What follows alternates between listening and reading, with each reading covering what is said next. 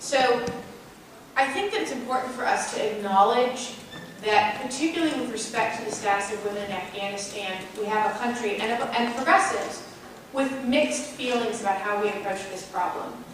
That a lot of people don't have a tremendously deep understanding of what's going on or what the trade-offs are, but 3 cups of tea has been at the top of the New York Times bestseller list for years now. It's the most popular reading group book in the world, which talks about helping and empowering women and children in Afghanistan in particular.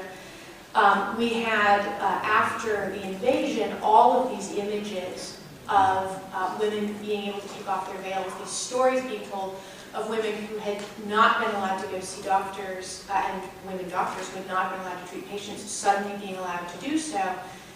Frankly, the feelings of most women in this country about Afghanistan, and especially progressive women, are a little bit mixed.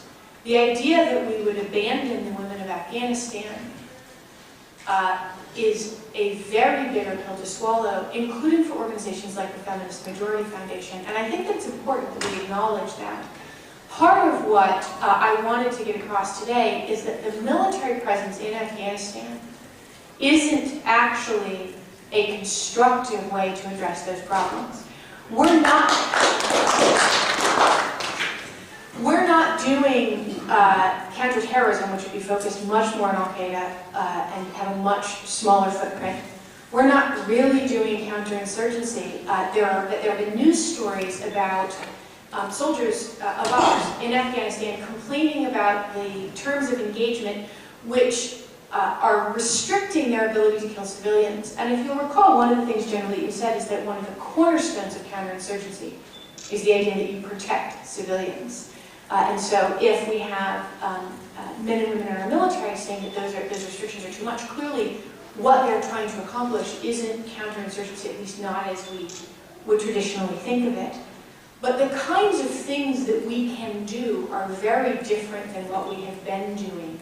And as a community, we have an opportunity to ask our Congress and our President to very much change course.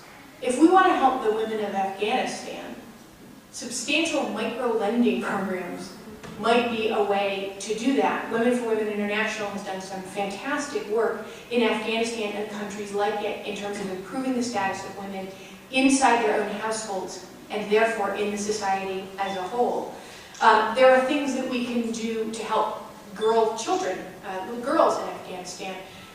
There are some studies that suggest that the most straightforward way, particularly in a country that is as impoverished as Afghanistan is, to get parents to send little girls to school is to provide them with school lunches. It turns out that the opportunity to not have to feed them for 1 meal a day is a significant incentive for sending them to school. Those aren't solutions down the barrel of a rifle. Those are things that we can do that will help return control of Afghanistan to the Afghans, help save the blood and treasure of this country, and allow us to continue to employ teachers in this country instead of spending $100 billion a year plus interest on our military presence in Afghanistan. Just to clarify, I think something you had just said there, and the complaints from troops in Afghanistan that they were being restricted from activities that killed civilians. I think it was just that they were feeling overly restricted in going after the enemy in ways that could could possibly kill civilians. I think that's an important distinction, just to make the point that this gets to one of the central lessons of counterinsurgency, which is that at all possible, don't get into a situation where you have to do counterinsurgency. Yeah, it's a hell of a position to be in, to be shot at and not be able to shoot back.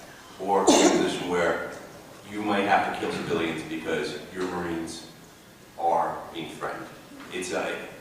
I hope nobody thinks that what goes on there is done lightly or with disregard for human life. I know people who've killed civilians and they will go to their graves every day with that thought. I have a friend who just spent her family vacation with a brother who got back from Iraq 5 years ago. He still gets 3 hours of sleep at night and he cries every night. All right? So I hope no one here thinks that it's an idea that we just want looser rules and engagements so we can kill civilians. It's a very difficult, horrible thing to put in. And it comes down to, so that's what comes down to the argument about the wars. Is it worth it? Is it worth putting our young men and women in those positions where they're either being killed or they're killing? What do we get out of it? So it's a very difficult position.